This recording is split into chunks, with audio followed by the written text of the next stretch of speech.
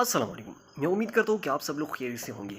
آج میں آپ لوگوں کے ساتھ اردو ادب کا ایک بہت بڑا نام جن کا شمار اردو کے خواص ہمسہ میں ہوتا ہے، مولانا محمد حسین آزاد کی حالاتی زندگی، یعنی ان کے پیدائش اور ان کے جو ادبی کارنامے تھے، ان کے حوالے سے آپ لوگوں کو ایک مختصر سی ویڈیو میں ان کو جامع انداز میں پیش کرنے والا ہوں۔ تو آپ تمام لوگوں سے میری گزارش ہے کہ اگر آپ میرے اس چینل پر نئے ہیں تو آپ ہمارے چینل کو سبسکرائب کریں تاکہ اردو ادب اور زبان کے حوالے سے جتنی بھی اہم اور معلوماتی ویڈیو ہے وہ آپ لوگوں کو بر وقت مل سکیں۔ تو چلو چلتے ہیں آپ لوگ کا ٹائم کی وہ ضائع کیے بغیر محمد حسین آزاد کی طرف۔ محمد حسین آزاد 1831 کو دلی میں پیدا ہوئے۔ ان کے والد کا نام مولوی محمد باقر تھا۔ مولوی محمد باقر ایک جید عالم تھے۔ ان کا شیخ ابراہیم زود کے ساتھ دوستانہ تعلقات تھے، تو اسی بنا پر محمد حسین آزاد نے شیخ ابراہیم زود کی نگرانی میں ہی ابتدائی تعلیم حاصل کی۔ پھر اس کے بعد عربی اور فارسی تعلیم کے حصول کے لیے دلی کالج میں داخل ہو گئے اور وہاں پر ان نے عربی اور فارسی کی تعلیم حاصل کی۔ پھر 1857 کی جنگی آزادی میں ان کی والد کی شہادت ہوئی، تو ایک طرف والد کی شہادت کا غم اور دوسرا ان کا گھر بھی اجڑ گیا اور ان کو مجبوری کی حالت میں دلی کو چھوڑنا پڑا۔ یہ ان کے لیے انتہائی تکلیف دہ وقت تھا اور تکلیف دہ مراحل تھا۔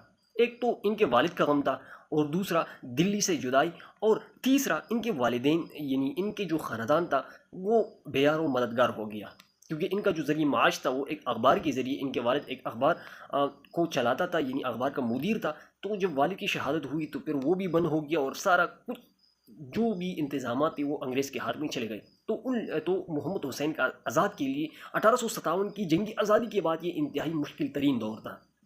پھر تقریباً 7 سال کے بعد یہ لاہور میں آ گئے اور وہاں پر بڑی مشکل سے محکمہ تعلیم میں ان کو ملازمت مل گئی۔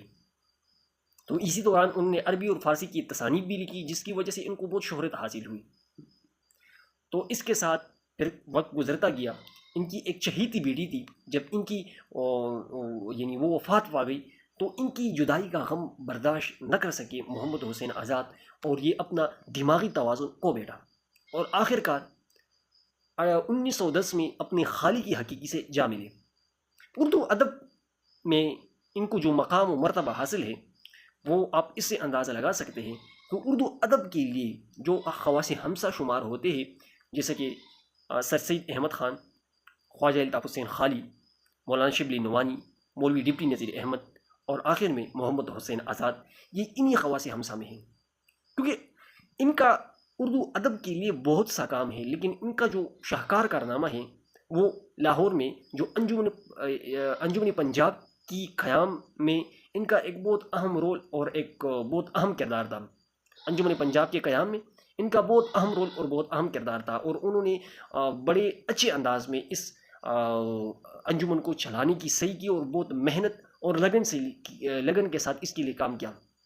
اس کے علاوہ محمد حسین آزاد ایک بے مثل انشا پرداز تھے، لیکن ان کا ادبی تخلیقوں میں جو سب سے اہم کارنامہ ہے وہ ان کا ابی حیات ہے۔ انہوں نے جو ابی حیات کتاب لکھی، یہ یعنی محمد حسین آزاد کا ایک بہت بڑا کارنامہ تھا اردو ادب کے لیے، کیونکہ یہ اردو ادب کی پہلی تاریخی اور تنقیدی تحقیقی کتاب ہے، اور جس سے اردو ادب میں جو ہے ایک بہت رونق اور روانگی پیدا ہو گئی۔ تو یہ تھا محمد حسین آزاد اور ان کے 2-3 اہم ادبی کارنامے۔